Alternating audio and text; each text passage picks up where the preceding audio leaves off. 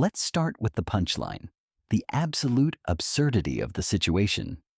In the entire history of modern capitalism, there is exactly one business model where telling a billionaire to get lost actually makes the stock price go up.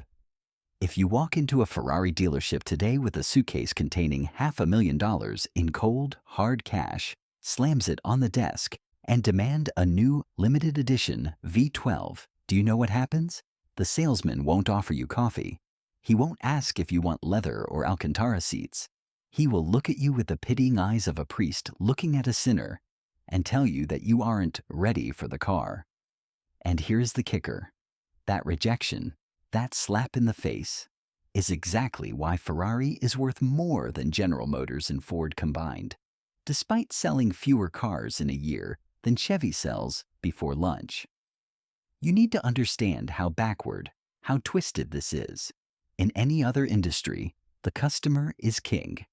If you walk into a Toyota dealership, they will practically massage your feet to get you into a Camry. They beg for your business. They offer 0% financing, free oil changes, and a balloon for your kid. But Ferrari? Ferrari operates on the logic of a toxic lover. They treat you like dirt, so you will crave their approval. It is the ultimate psychological hustle. They have monetized the one thing the ultra-wealthy cannot buy, being told no. Imagine this scenario. You are a tech mogul. You just sold your app for 10 figures. You're used to the world bending to your will. You walk into the showroom, chest puffed out, ready to buy the new Daytona SP3. You point at the picture on the wall and say, "I'll take two." And the dealer, looking at his fingernails, sighs and says, "Oh, I'm afraid that model is allocation only, sir. And frankly, we don't feel you have the history with the brand to warrant an allocation." Boom. The trap snaps shut. Suddenly, it's not about the car anymore. It's not about 800 horsepower or cornering G-force. It is about your ego. It is about the fact that this Italian guy in a tailored suit just told you that your money isn't good enough. In that moment, the car becomes a holy grail. You don't just want it. You need it to validate your existence. You will buy 3 used California teas you don't even like, just to build relationship equity. You will attend their gala dinners. You will beg. And all the while, Ferrari is looking at its balance sheet and laughing all the way to the bank. They have created a system where demand doesn't just outstrip supply. Demand is drowning supply in a bathtub. They have turned the basic laws of economics into a masochistic cult, and everyone is lining up to drink the Kool-Aid. To understand the fruit, you have to look at the twisted, gnarly roots of the tree. And the root of Ferrari isn't a suit-wearing MBA who loves synergy.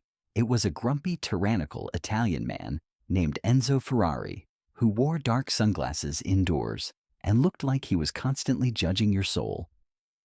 Enzo didn't give a damn about streetcars. He didn't care about leather stitching or cup holders, or whether your wife would be comfortable in the passenger seat. Enzo had one addiction, one burning fever in his blood, and that was racing. Specifically, Scuderia Ferrari. He viewed the manufacturing of road cars as a necessary evil, a vulgar prostitution of his engineering genius required to fund his racing habit. Imagine a Michelin star chef who hates cooking for people and only opens a restaurant because he needs money to buy rare truffles for himself. That was Enzo.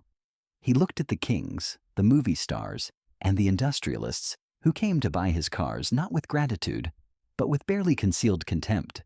He called them clients, but the way he said it sounded a lot like idiots. To him, they were just walking wallets who couldn't drive properly, unworthy of the engines he built. There are legendary stories of customers complaining that the gearbox was stiff or the clutch was too heavy, and instead of apologizing, Enzo would storm out and tell them they were weak, that they didn't know how to drive a sports car, and that they should go buy a tractor from Lamborghini if they wanted comfort. This wasn't bad customer service. This was psychological dominance. By treating his customers like garbage, he accidentally stumbled upon the greatest marketing trick in history. He made them feel that the car was a wild beast, and they were the ones who had to rise to the occasion to tame it.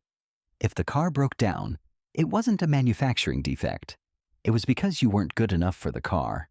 This solidified the brand's DNA, not as a provider of goods, but as a gatekeeper of excellence. You didn't own a Ferrari.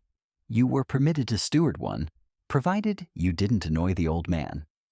And that legacy of arrogance, that is exactly what they are still selling you today. Now we descend into the ninth circle of retail hell, a place known simply as the list.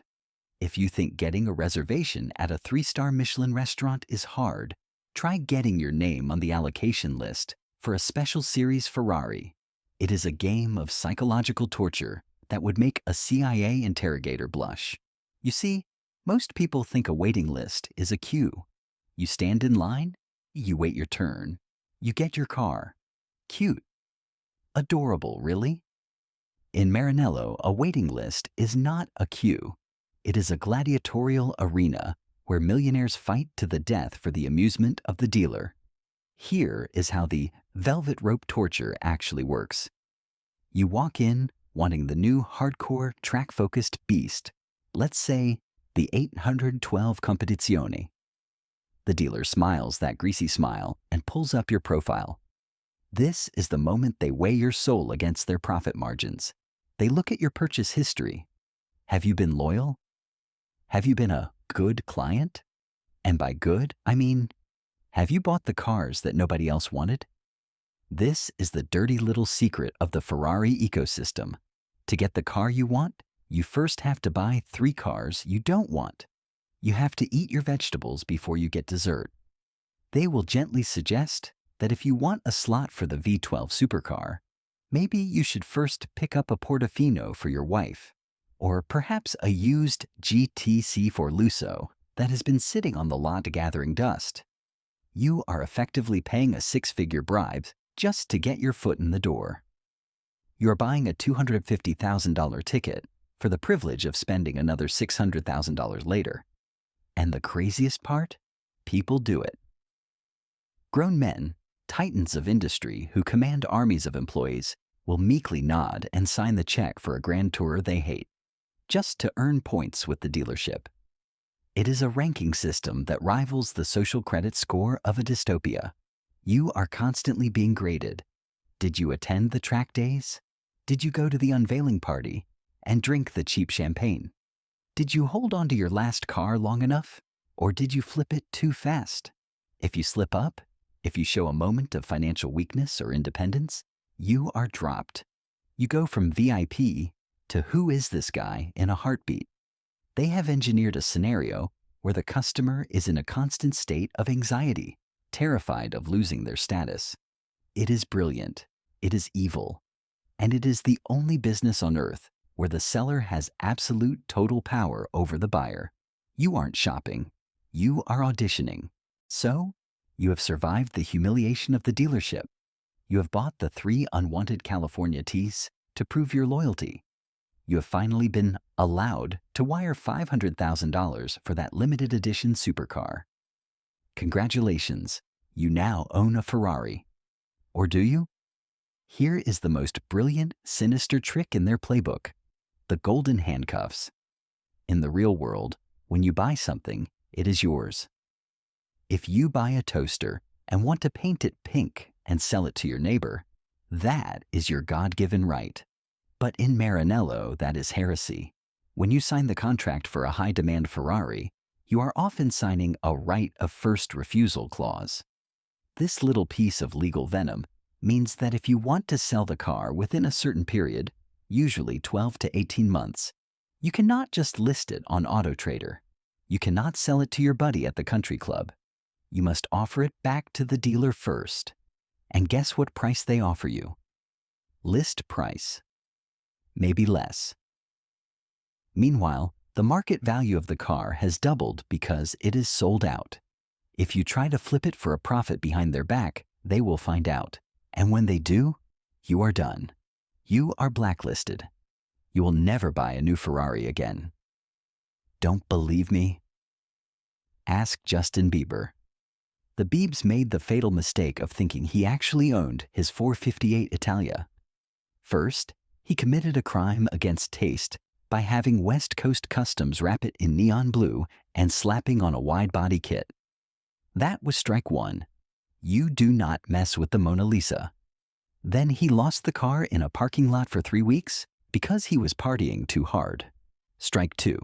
You're not treating the art with respect. But the death blow? He auctioned the car without Ferrari's permission within the first year of ownership. Ferrari didn't sue him. They did something worse. They quietly put his name on the do not sell list for their special edition cars. He has hundreds of millions of dollars, but his money is no good there. He is exiled. This is how they rig the game. By forcing owners to sell the cars back to the dealer, Ferrari controls the secondhand market. They ensure that no cheap Ferraris ever hit the market to dilute the brand. They keep the supply artificially low and the prices artificially high, creating a self-fulfilling prophecy where a Ferrari is always a good investment as long as you play by their tyrannical rules. You are not a customer. You are a hostage in a leather seat. Now, we arrive at the dirtiest little secret of the prancing horse. While you are drooling over the 9,000 RPM scream of a naturally aspirated V12, you are missing the real engine of the business. You think Ferrari is a car company? Please. That is adorable. Ferrari is a luxury fashion house that just happens to manufacture automobiles to sell t-shirts. Let's look at the merchandising mirage. If you look at their balance sheet, you see a line item called sponsorship, commercial, and brand. It brings in hundreds of millions of euros every year, over $670 million in recent counts. That is more revenue than many actual car companies make in total profit. And the margins? They are stratospheric. When they sell a limited edition hypercar, they have to pay for carbon fiber, wind tunnels, and Italian unions. When they sell a bright red baseball cap for $60 that costs $2 to make in a factory that definitely isn't in Maranello, that is practically 95% pure profit. This is the genius of the two-tier system. They starve the billionaires to keep the brand exclusive, but they flood the masses with cheap trinkets to keep the brand famous. It is a paradox. How do you stay the most exclusive brand in the world while plastering your logo on everything from cologne to theme parks in Abu Dhabi? You do it by turning your cars into loss leaders of availability. They refuse to sell you the car, revenue they could have had, so that the brand remains a mythical object of desire. This desire is what sells the $300 sunglasses and the $500 jackets to the guy driving a Honda Civic. The guy in the Civic effectively funds the Formula One team just as much as the guy buying the SF90. They have tricked the entire world into paying to be walking billboards for a company that wouldn't let them use the bathroom in their showroom. And it gets worse. They have licensed the brand so aggressively that you can go to Ferrari World, ride a roller coaster, buy a teddy bear dressed as a mechanic, and eat a Ferrari-branded burger. In any other company, this would be called selling out. It would dilute the brand. If Rolls-Royce opened a theme park with a log flume, their stock would crash. But for Ferrari, it works. The absurdity of the contrast, the ultra-elite, unattainable car does the cheap mass-market keychain only reinforces the hierarchy. You wear the hat because you can't have the car. The merchandise is the badge of the aspirant, the tax paid by the dreamers to the gods of speed. If you thought the way they treat their customers was a scam, wait until you see what they did to Wall Street. This is the IPO heist, the greatest act of financial alchemy since someone convinced the world that tulips were worth more than gold. Here is the problem with being a car company. Investors hate you. Making cars is a terrible business. It is capital intensive, margins are razor thin, you have to deal with unions, recalls, and the fact that a recession can wipe you out in a month. If you are Ford or General Motors, you are trading at a price-to-earnings, PEE ratio, of maybe 6 or 7. That means for every dollar of profit you make, the stock market only pays you $6. You are the unloved mule of the stock exchange. So when Ferrari decided to go public in 2015, the late, great Sergio Marchionne, the sweater-wearing genius who ran the show, had a problem. If he listed Ferrari as a car company, it would be valued like a car company. It would be worth peanuts. So he did something audacious. He walked into a room full of bankers and said, with a straight face, "We are not a car manufacturer." The bankers probably looked at the pictures of cars, the factories full of cars, and the name Ferrari SPA, and scratched their heads. But Marchionne didn't blink. He told them, "We are a luxury goods house. We are Hermes. We are LVMH. We just happen to sell cars instead of handbags." And the craziest part, they bought it. Hook, line, and sinker. By positioning themselves as a luxury brand, they argued they shouldn't be judged by the dirty metrics of the auto industry, but by the glittering metrics of the fashion world. And the market obeyed. While Ford struggles to keep a PE of 8, Ferrari trades at a PE of over 40 or 50. This is insane. It means the market thinks $1 of Ferrari profit is worth 5 times more than $1 of Ford profit. Let's put this in perspective. Ferrari produces roughly 13,000 cars a year. Ford produces millions. Yet, at various points, Ferrari's market capitalization has exceeded that of Ford, General Motors, or Stellantis. They are worth more than the giants that built the modern world, all because they convinced a bunch of guys in suits that a V12 engine is actually a Birkin bag with wheels. They decoupled their stock price from the reality of manufacturing and attached it to the fantasy of exclusivity. It was a magic trick. They looked the market in the eye and said, "We are special." And the market opened its wallet and said, "Yes, you are." It is the ultimate triumph of the rand over substance, of narrative over numbers. They didn't just sell shares. They sold a myth, and it made them one of the most valuable car companies on the planet without ever having to dirty their hands with mass production. And finally, we arrive at the moment the devil came to collect his due. The moment Ferrari committed the ultimate act of blasphemy, looked the faithful in the eye, and told them it was a religious experience. I am talking, of course, about the SUV. For decades, the idea of a Ferrari SUV was the punchline to a joke in Maranello. It was the one line they swore they would never cross. The late Sergio Marchionne, the man who engineered the IPO, was once asked if Ferrari would ever build a utility vehicle. His response? "You have to shoot me first." It was a matter of honor. Ferrari built race cars for the road, not grocery getters for soccer moms. An SUV was the antithesis of everything Enzo stood for. It was heavy, it was clumsy, it was vulgar. It was everything a Ferrari wasn't. But then they looked over the fence.